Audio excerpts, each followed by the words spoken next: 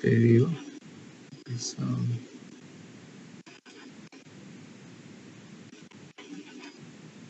Ay, estoy mala como yo. El chico, fíjense que está pálido, predomina la palidez, tiene un tinte ictérico leve en ambos ojos, está con fase abotagada, ¿no? Entonces, pero fíjense cómo llama la atención clínicamente la palidez. Este paciente tiene un hígado grande, el vaso no se percutía, ¿no? Y este paciente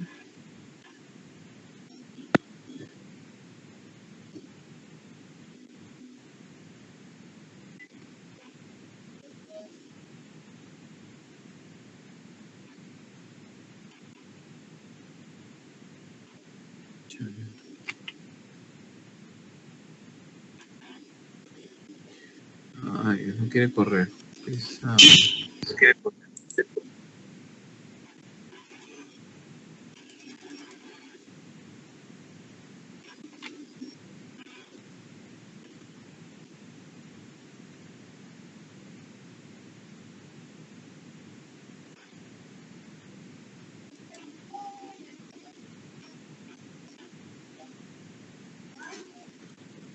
¿Escucha?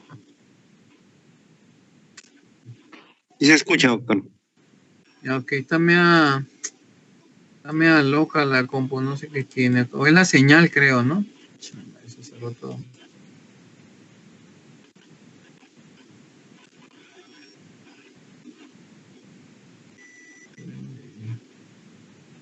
Vamos a intentar entrar de nuevo.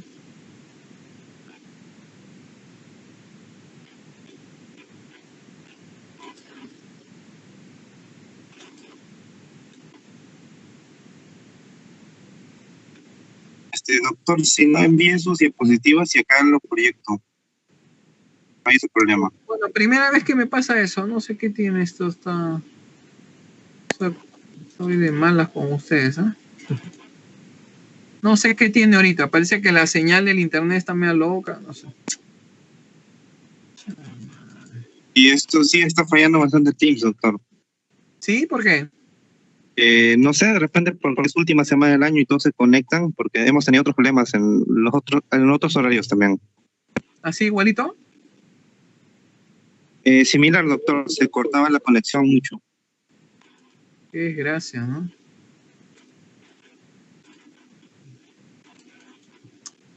Chá, diablo. Estamos de malas. ¿Y eso qué es? ¿Te has mandado eso?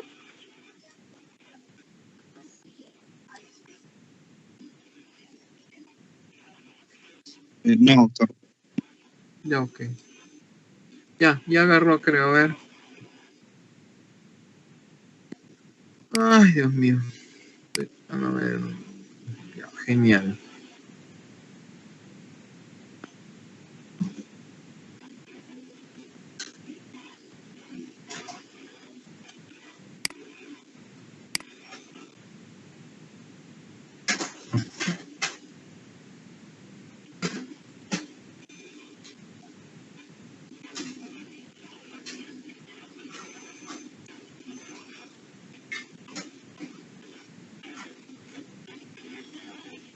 Ya está, doctor, ya se ve. Sí. Ahora sí me responde, porque antes, antes no me respondía al cliqueado.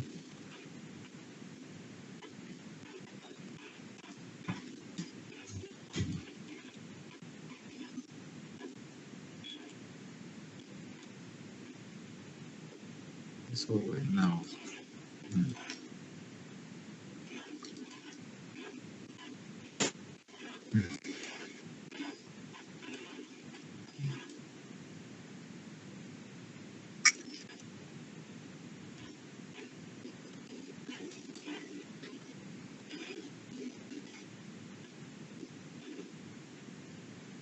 Entonces, no siempre vamos a encontrar luxomías en zonas verrucógenas, pero siempre la luxomía verrucarum es la que transmite la enfermedad de Carrión.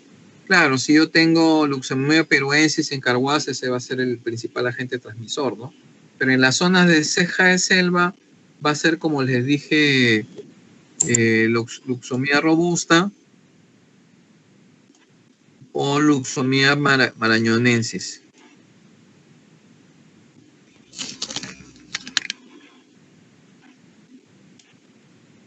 A ver. No quiero agarrar este peso. Fíjense que Noguchi hizo un experimento, agarró los nódulos de los pacientes que tenían enfermedad de Carrión, hizo un machacado y ese machacado se lo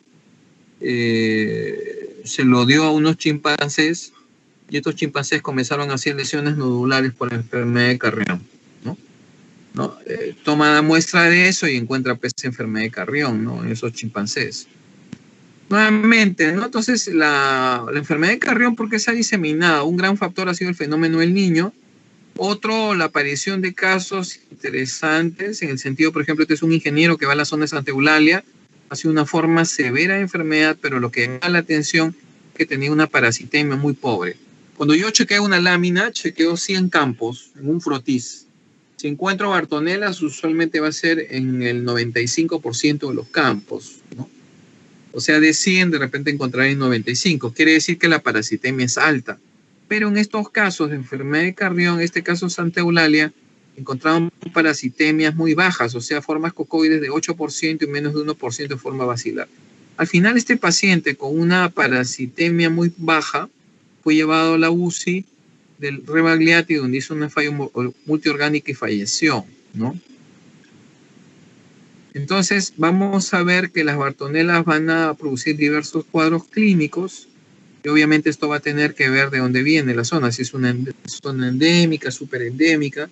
Este es el caso que le comentaba el chico que habíamos tenido de 20 años, ya les había mostrado la foto, y encontramos en ese sitio un paciente con una lesión mular sangrante y había niños con lesiones milares y subcutáneas, principalmente eran niños.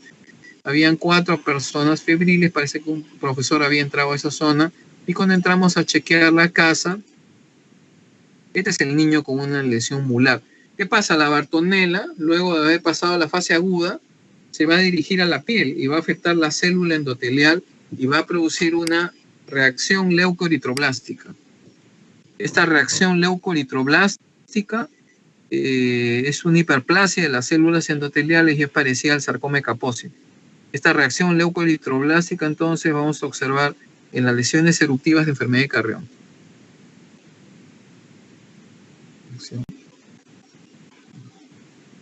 Esta hiperplasia de la célula endotelial, ojo, hiperplasia de la célula endotelial la vamos a encontrar en las formas eruptivas. Pero hay pacientes que pueden presentar nódulos subcutáneos, como este niño, ¿no? O esta niña que tiene nódulos subcutáneos. Aquí un poco, si agilizamos un poco nuestra mente, vamos a darnos cuenta que hay nódulos subcutáneos. Acá dentro de la casa de estos niños encontramos presencia de luxomía verrucarum, ¿no? Entonces, luxomía verrucarum en esta zona endémica era el agente transmisor de la enfermedad de Carrión. Obviamente que en la patología de la lesión del pacientito había angiomatosis basilar, les dimos ciprofloxacina en 2 viajes que hicimos a este sitio con buena evolución clínica.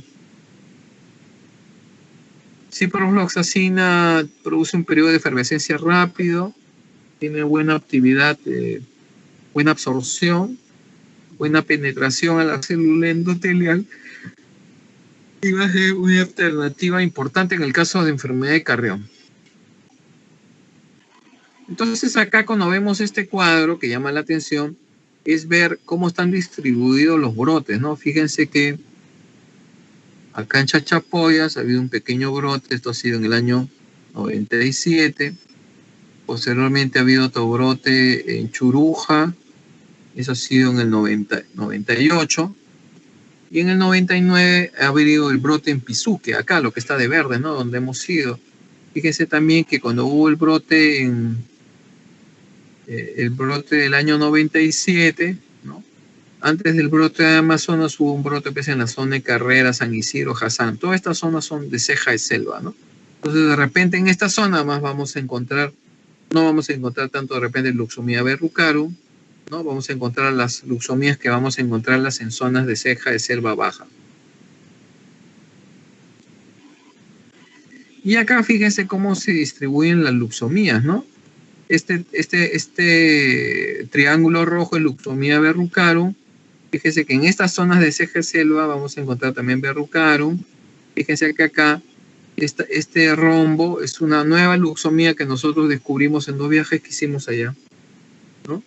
Y también encontramos una luxomía que se llama robusta, la que también está en esta zona de CG selva, ¿no? Lo que tiene correlación. Entonces, las luxomías nos van a servir mucho para diferenciar, ¿no? Y pensar en algún posible agente transmisor. Entonces, cuando llegamos a Pedro Ruiz Gallo, antes de entrar a Amazonas, ¿no? Coordinamos con la DIRIS, armamos un equipo. Este es el chofer, estas son las biólogas, este soy yo, y este es el chofer, perdón, y este de acá es el entomólogo. Y acá nuevamente en nuestra foto, fíjense de que entonces han habido varios brotes en el transcurso de los tiempos, y lo que está de rojito son zonas donde han reportado casos de enfermedad de Carrión.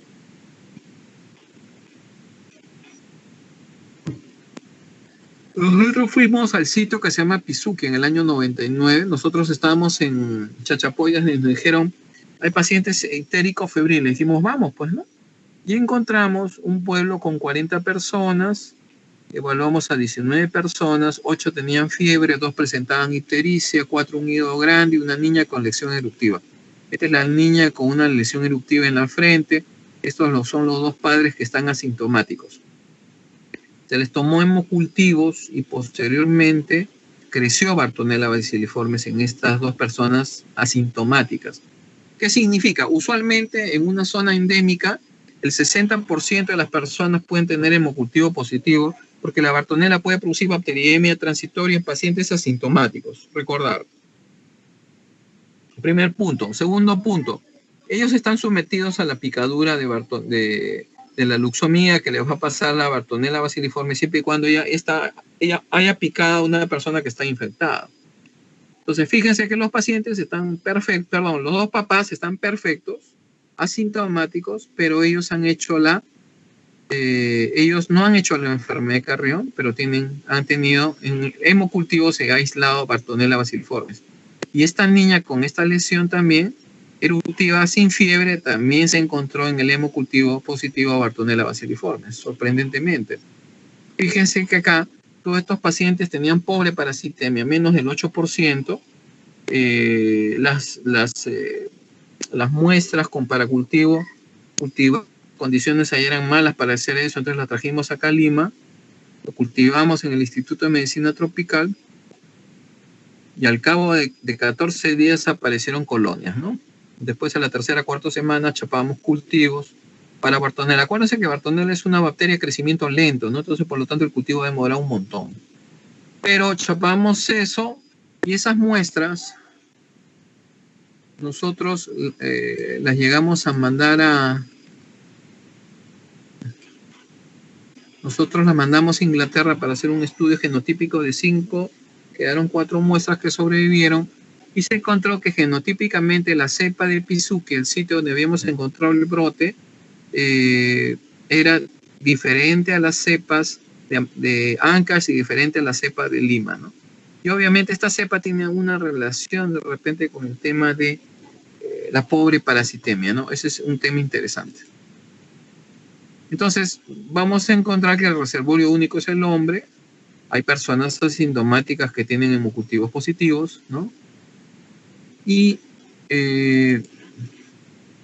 otra cosa importante, fíjense, este otro investigador fue a una zona de Huánuco y encontró formas agudas de enfermedad de Carrión en 121 pacientes. 3 pacientes presentaban lesiones eruptivas y el resto encontraron en esa zona luxomía serrana. Qué curioso, ¿no? Nosotros hicimos el estudio, en Amazonas encontramos solo eruptivas y acá fue al revés, encontraron más formas agudas, ¿no? Que la patada. Y esta es la nueva luxomía que nosotros encontramos en este estudio. Encontramos la luxomía hembra y macho. Casi le ponemos luxomía Sánchez, pero al final le pusieron luxomía pisuquia. Esta luxomía pisuquia, según la clasificación de Young, digamos, tenía algunas características importantes, pero realmente llegamos a identificar ese tipo de luxomía en esta zona, ¿no? Y esta es una trampa CDC que nosotros la ponemos a las 10 de la noche y ahí comienzan a caer todos los mosquitos. Hacemos capturas de eso y en la mañana comenzamos a ver pues, frente a qué tipo de mosquitos estamos, ¿no? Frente a qué tipo de luxomías, ¿no? Todo tipo de mosquitos de todos los tamaños caen ahí.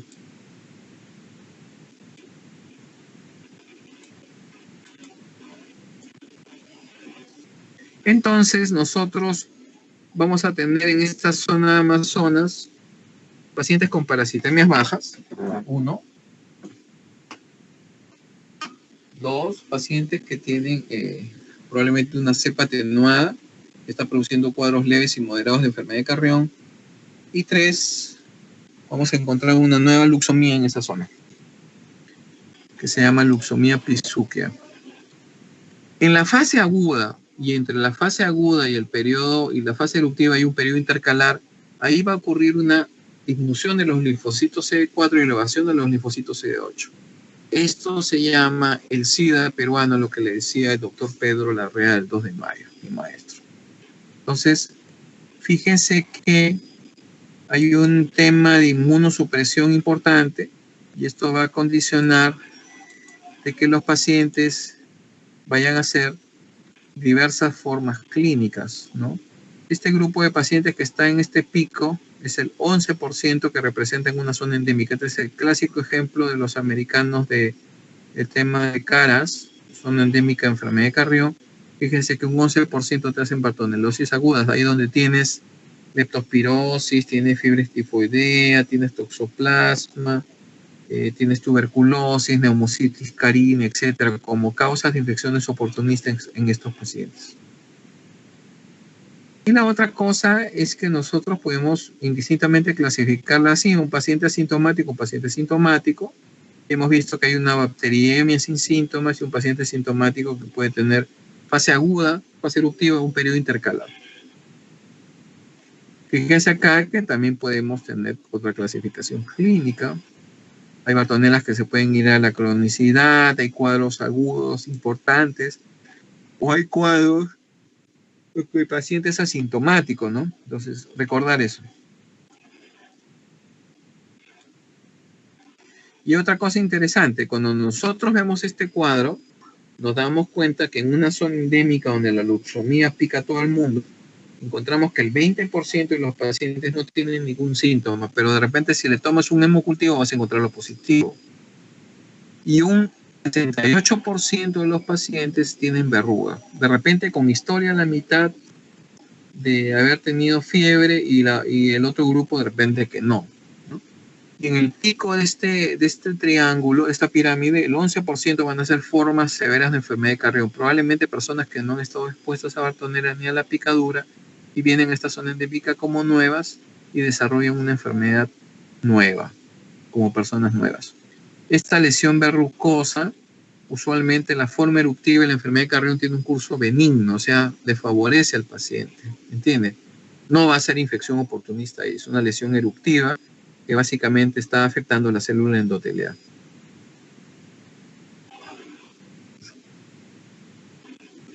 Pero el tema es que la enfermedad de Carrión puede tener un paciente asintomático sin molestias y de pronto puede venir taquicárdico, puede venir con fiebre, en mala condición clínica, con evidencia de SIRS o de sepsis y tengo que hospitalizarlo.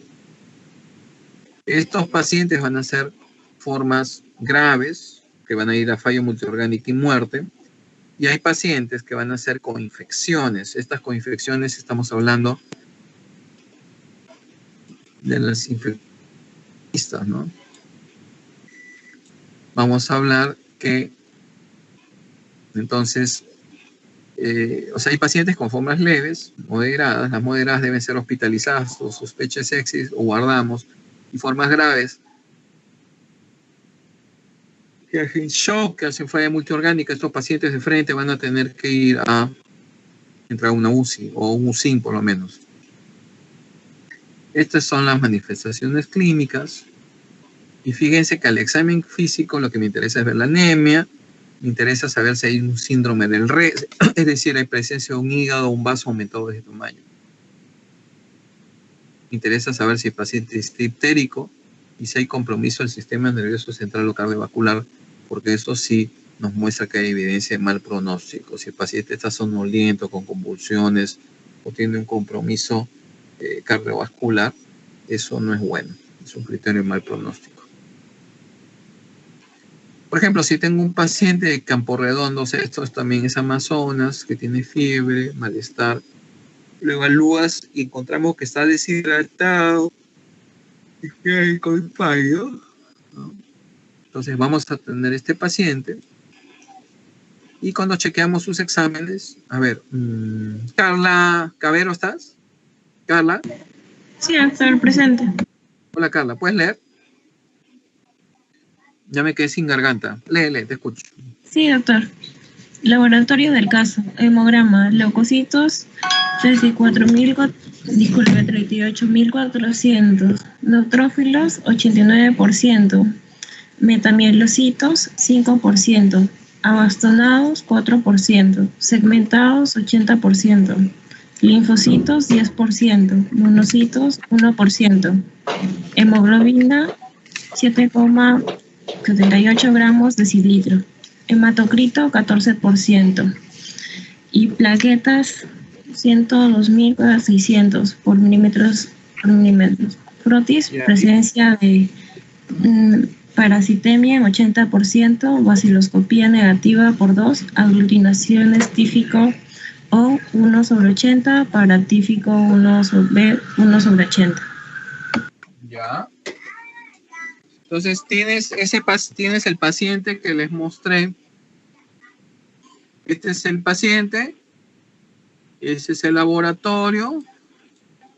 Y estos son los datos del examen físico. ¿Cuál sería tus diagnósticos diferenciales? Me imagino ya estás leyendo algo de infecciosas, ¿no es cierto? Es un paciente que está deshidratado, diptérico, pálido, tiene un hígado y un vaso grande, hay rales difusos, tiene un soplo. ¿Cuáles serían tus diagnósticos, doctor? Bueno, podría pensar también en fiebre amarilla. Fiebre amarilla. ¿Por qué? Porque, bueno, pues estoy frente a un paciente que muestra ictericia y hepatomegalia. Y bueno, en el caso de fiebre amarilla, el 100% de los pacientes lo presentan. Ya, eso podría ser un diferencial, ¿no? Usualmente la fiebre amarilla es un paciente muy mal, que tiene vómito negro como característica, es diptérico, y ese paciente puede desarrollar una insuficiencia hepática y también puede desarrollar una insuficiencia renal aguda, ¿no? Otro diagnóstico diferencial, a ver qué opinas, Geraldine. Geraldine Lidia. ¿Estás ahí, Geraldine, o no? Hola. Ya, está activa, pero no me contesta. Geraldine, Sí. ¿estás o no? Sí, doctor, solamente que hay un poco de huella en mi casa. Ya, pues, que se calle. Ya, dime, ¿qué piensas? ¿Qué otro diagnóstico diferencial pensarías? ¿Qué se te ocurre? Bueno, por la hepatomegalia, por la astenia fiebre también. Una brucelosis. Una brucelosis, ¿ya? ¿Por qué? ¿Qué cosa te agarrarías para pensar en una brucelosis? Bueno, también se caracteriza porque tiene hepatomegalia, esplenomegalia. Dentro del hemograma tiene anemia. También presenta cefalea. ¿Cómo? También presenta cefalea, un paciente con brucelosis. Ya. ¿Cuáles son los síntomas característicos de la brucelosis, sabes? Ya que lo has mencionado, se supone que sabes. Ay, un ratito.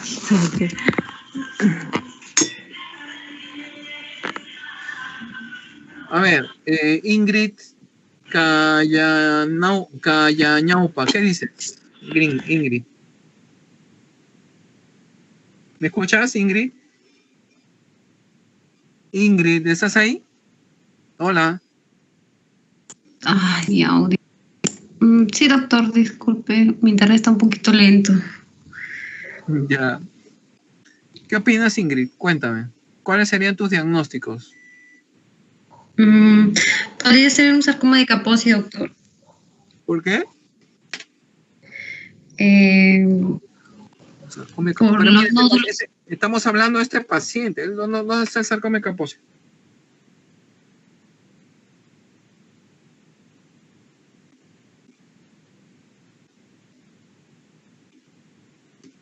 ¿Qué otro diagnóstico? ¿Qué piensas?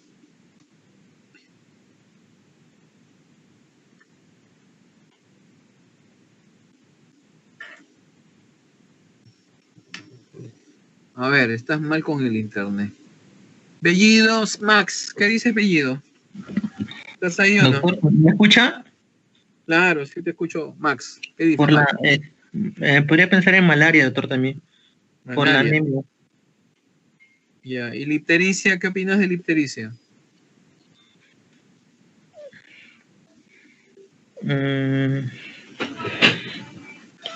Pues, ya, por la misma anemia. No, pues, Pues, pero... al haber hemólisis, puede producirse puede ser una ictericia. Ya, y este laboratorio acá, ¿qué te hace pensar? Cuéntame.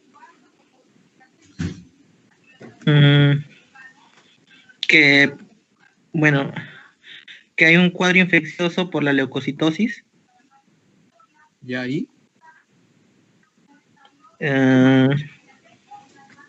O sea, tú ves este hemograma. Escúchame.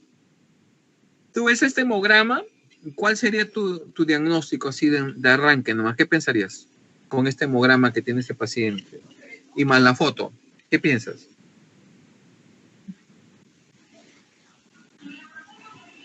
¿Cuál sería, Max? Habla. A ver, ayúdalo.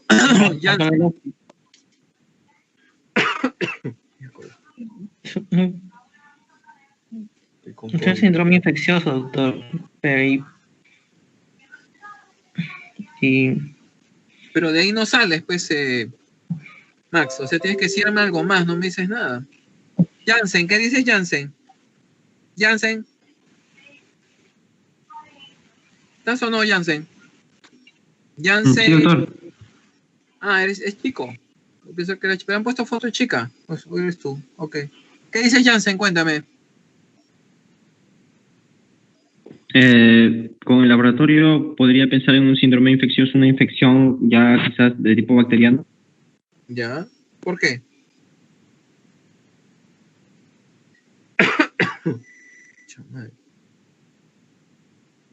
¿Qué estoy hablando? Ok. ¿Qué más?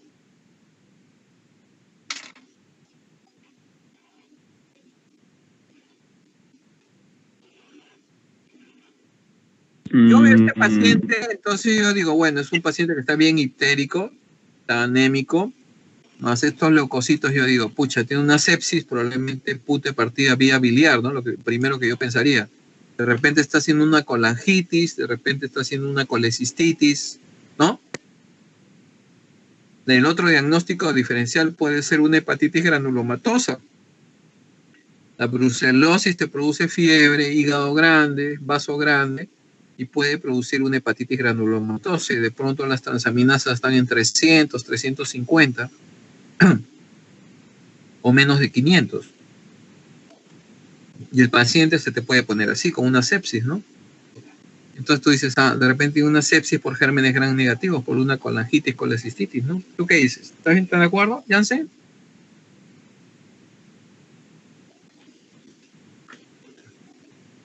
Giancarlo Serna, ¿qué opinas, Giancarlo? Sí, doctor. Giancarlos, ¿qué opinas? ¿Estás o no? Sí, doctor, lo que pasa es que mi internet se quedaba en la primera diapositiva, pensaba que en todos estaba así, pero yo veo que no. Ok. Ya, estás en la primera, estamos fregados entonces. José Kevin Cabrera. Sí, doctor, buenas noches. ¿Cómo estás, hijo? Dime, ¿qué diagnóstico diferencial plantearías y qué otra cosa plantearías con este laboratorio? Primero, si no hubiera laboratorio, me enfocaría principalmente en la ictericia. Preguntaría si tuviera un dolor abdominal o algo así, pero al ver que el hematocrito está bajo, pensaría en una anemia hemolítica, y podría ser causada por algunas enfermedades infecciosas como bartonelosis, malaria, y también por el cuadro ictérico y por la zona también sospecharía en hepatitis viral. Pero al ver que hay predominio de neutrófilos, leucocitosis con predominio de neutrófilos, como que un poco lo aleja de la hepatitis. Ya, ¿qué más? Y por la región endémica más me inclinaría por bartonelosis. Ya, ok. Claro, el tema es, si yo tengo estos leucocitos bien altos, ¿qué voy a pensar? Yo puedo pensar en una enfermedad infecciosa, puede ser una sepsis, punto de partida vía biliar, o de repente una colangitis. Y si tiene esta hemoglobina, no solo voy a pensar en anemia hemolítica, voy a tener que pensar también en sangrado, ¿no? De repente está sangrando.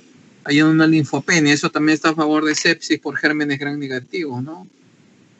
Y abajo hay un dato interesante, típico 1 en 80. ¿Quieres hacer algún comentario de eso, José, o no? A ver, José Cárdenas, ¿estás o no? José, el delegado. ¿Se escucha, doctor? Claro, disculpe, claro, me botó el Teams. Sí, ¿por qué? No, me desconecté unos segundos. De casualidad creo que se colgó, dígame. ¿Qué opinas del laboratorio? ¿Algún comentario? Lo que me llama la atención era la hemoglobina que estaba baja y los leucocitos altos. Y pensaría, solo viendo los leucocitos, pensaría que hay una leucemia, una leucemia mieloide, podría ser aguda por la edad, no se le ve tan mayor al paciente. Ok. Ya. ¿Sería una leucemia mieloide? O una mieloide aguda, una leucemia linfocítica de repente, ¿no? Mieloide, creo, doctor. Y aparte por otros diagnósticos también que den ictericia podría ser dengue, leptospirosis también, porque puede haber contacto como es zona ganadera, puede haber contacto con orina de ratas. Ya. ¿Qué más? Por lo visto ahorita no se dispone de bilirrubina, porque para poder ver si es una directa o indirecta. Y los niveles también cuando es una anemia. ¿Cómo sospechas tú de leptospirosis? Por el antecedente epidemiológico, por la ictericia, y también había visto que la leptospirosis tiene inyección conjuntival, pero en este caso no se presenta. En una leptospirosis lo que va a haber es ictericia, inyección conjuntival y va a haber dolor en extremidades, ¿no? Dolores osteomusculares. Entonces, si yo tengo esas tres cosas, digo, es una leptospirosis. Entonces, ese es un detalle importante. Entonces, este paciente, obviamente, otros diagnósticos diferenciales, de todos modos va a tener que entrar leucemia y linfoma por esa reacción leucemoide que tiene, más de 25.000 es reacción leucemoide. La otra cosa es, tiene unas aglutinaciones, un típico 1 en 80. De repente es una sepsis por salmonela y encima está haciendo una hepatitis granulomatosa por salmonela. Para hacer el diagnóstico de salmonelosis, el típico de 1 en 80 sube a 1 en 160. Más de 1 en 160 es diagnóstico de tifoidea. Estamos. Igualito, a este paciente le tendré que dar un tratamiento empírico con quinolonas para cubrir la posibilidad de gérmenes gram negativos, inclusive salmonela. ¿Está claro? Sí, doctor. Fíjense, ¿no? Le dieron penicilina. A este paciente lo hospitalizaron en el hospital de Chachapoyas. Le dieron penicilina G-sódica y cloranfenicol. Y la parasitemia el quinto día bajó al 25%, ¿no? Ya posteriormente en los días siguientes ya bajó por completo, ¿no? ¿Qué les parece este tratamiento antibiótico? ¿Están de acuerdo o están en contra? Había visto que el cloranfenicol ya no lo usan mucho, doctor, por el riesgo de anemia plástica, y más lo están utilizando con el ciprofloxacino. Ok. ¿Quién se encargó? José, ¿no? José Cárdenas, sí, ¿no? José Cabrera, doctor. Ah, José Cabrera. ¿Tú eres José Cabrera? Sí, doctor. Ok. Había visto que el tratamiento en la fase crónica se da con acitromicina. En la fase aguda, si es una gestante, se le daba ceftriaxona, y si era un adulto, se le daba no recuerdo. Ceftazidima con cipro. Ceftazidima con cipro o ceftriaxona con cipro, algo así. El detalle acá es que este es un paciente que se manejó en el año... Esto ha sido en el año 99, ¿no? Entonces, en ese tiempo usaban todavía cloranfenicol. Cloranfenicol produce anemia plástica y produce síndrome del niño gris. No se recomienda. Penicilina G, bueno, realmente tiene una buena cobertura. Y cloranfenicol, digamos, es un tratamiento, digamos, aceptable, ¿no? Pero claro, en la práctica ya no se usan. Fíjense entonces cómo este paciente con este tratamiento nos dijo, ¿no? Es una enfermedad de Carrión y probablemente le han tratado también una salmonelosis. Fíjense las infecciones oportunistas, ¿no? Vamos a tener infecciones bacterianas por salmonela, por shigella, bacteriemes por enterobacter, estafilococo y parasitarias por toxoplasma estrongiloides. Este, por ejemplo, es un corazón dilatado por una pericarditis por toxoplasma. A veces el corazón está tan grande que produce edema pulmonar, congestión pulmonar y tienes un pulmón blanco. O a veces el paciente se muere y vamos a encontrar taquizoitos metidos acá dentro de las fibras miocárdicas del corazón, ¿no? Ya en paciente en la necropsia. La enfermedad de Carrión puede producir reacciones antígeno-anticuerpo y esto puede ocurrir en el fondo de ojo, donde vamos a observar estas lesiones, ¿no? Por enfermedad de Carrión. Fíjense que infecciones micóticas puede producir cistoplasmosis, puede haber una neumocistis o puede haber tuberculosis.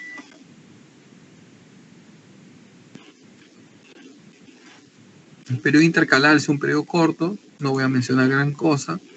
Y las lesiones eruptivas, vamos a tener lesiones miliares, subcutáneas, molares. Estas son lesiones eruptivas, estas de acá, ¿no? Fíjense la que tiene este señor, que es un soldado de la cordillera del Cóndor. Es una lesión mular por enfermedad de Carrión, acecilada. Esto a la biopsia es una angiomatosis basilar.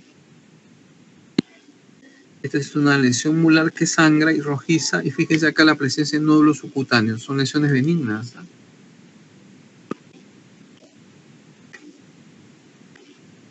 El diagnóstico va a ser un problema porque la sensibilidad de la gota gruesa es baja.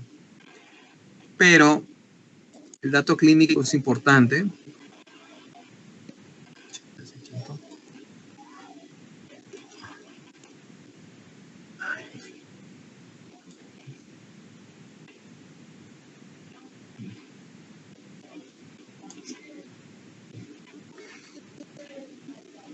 Fíjense que también otra cosa importante que nosotros tenemos que ver es que el paciente que tiene enfermedad de Carrión tenemos que tener un buen medio de cultivo. Esa lagar papelavar Columbia nos va a permitir detectar bartonelas y observar el crecimiento hasta la cuarta semana, de 4 a 6 semanas.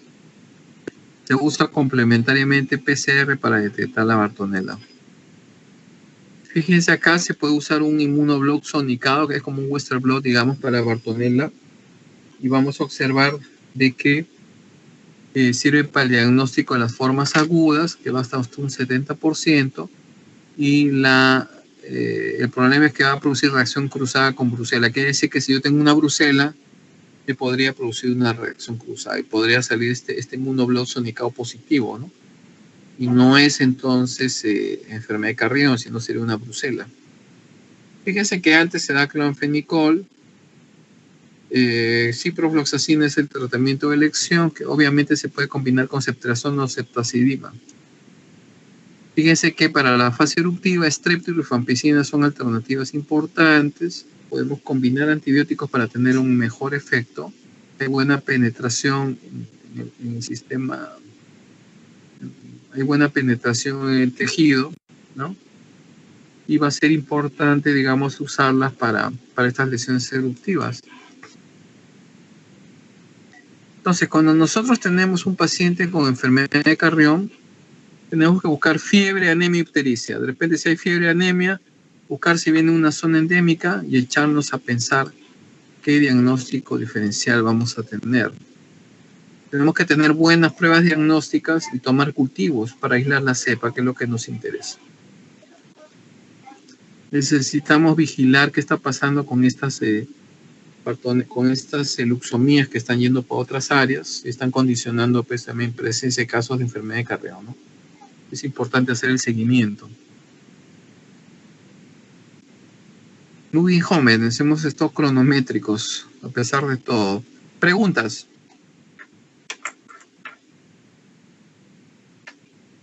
Hola, ¿me escucha? Doctor, disculpe. Sí, doctor, sí se escucha. Dime.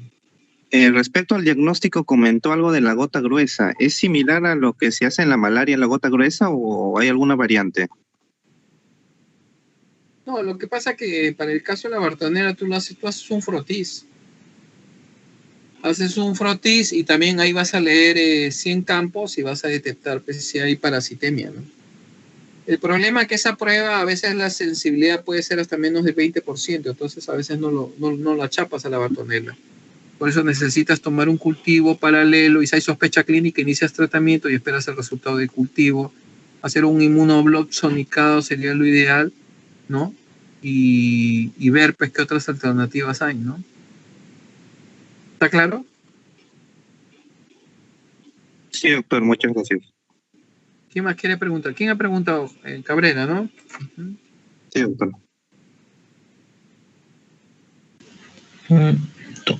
Doctor. ¿Sí? Sí, doctor, en la fase aguda, como complicaciones infecciosas, ¿podría darse también la misma malaria o otras como la TB? Sí, si está en una área endémica donde hay malaria, de repente puede ser un oportunista de malaria, ¿no? Pero, digamos, se ha visto, por ejemplo, que estos pacientes, si están en la zona, por ejemplo, del norte del país, a la cabeza, pues te van a hacer ellos probablemente leptospirosis, te van a hacer una enfermedad rickettsial, o de repente te hacen toxoplasma, ¿no? Pero si está en Lima, la primera que te va a hacer a la cabeza va a ser una fiebre tifoidea, ¿no? Pero de todos modos hay que descartar esas posibilidades diagnósticas, ¿no? Para no tener problemas. ¿Qué más? Ok, doctor. Natalie Bonilla, ¿qué opinas? ¿Estás o no?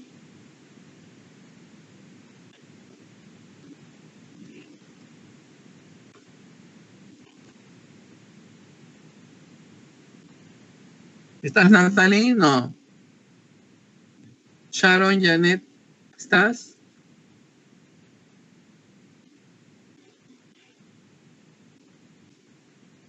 Sí, doctor, buenas noches. Oye, ¿me escuchaste? Sí. Sí, lo que pasa es que estaba justo con los chicos aquí. Bueno, lo que pasa es que tenemos nosotros nuestro WhatsApp y dentro del WhatsApp hemos tratado de conversar, ¿no? Sobre el tema, sobre todo de la clase. Y estábamos viendo, pues, la manera de...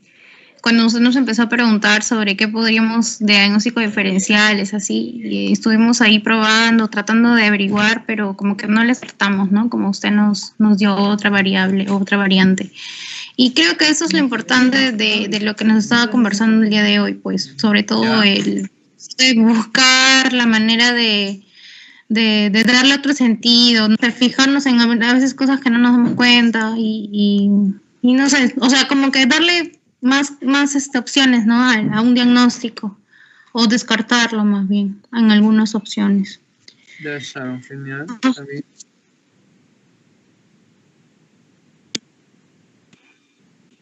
¿Quién más quiere opinar? Yuseli, ¿está? Buenas noches, doctor. Sí. Hola, ¿qué opinas, Yuseli? Bueno, doctor, en primer lugar, no tengo preguntas. En segundo lugar, me pareció bastante interesante la exposición, sobre todo el caso clínico. Y he aprovechado bien. Gracias. Ok, chicos. A ver, las voy a tomar lista rapidito. ¿Está Max? Max, ¿estás o no? Ya les voy a mi... Ya que eres, tomé lista, ya, es práctico. ¿Cómo se llama? Mañana coordinamos con José para ver cómo hacemos. ¿Mañana qué día es? Jueves, ¿no? Jueves, doctor. Jueves. Salvo que mañana hagamos una teoría de 6 a 7, pero tratemos de repente hacerlo en 40 minutos para correr, porque yo mañana tengo que volar al hospital. Salvo que mañana hagamos o lo podemos hacer en la tardecita, ¿les parece? ¿Qué opinan? Vamos a coordinar con los otros, con otros cursos. Coordinan y me dicen que de repente mañana en la tarde, de repente un poco más temprano para avanzar y tratar de completar las horas de esta semana. Yo más bien, como les digo, esto es complicado porque he estado viniendo al hospital. Así que no... El resto de los doctores creo que están todos sentaditos ahí, todo virtual, pero yo sí estoy bien complicadito. Pero vamos a tratar de completar todo para que ustedes estén contentos, chicos. ¿Está bien? Listo, chicos. Entonces los dejo, no más váyanse a dormir, ya son las 11. Descansen y...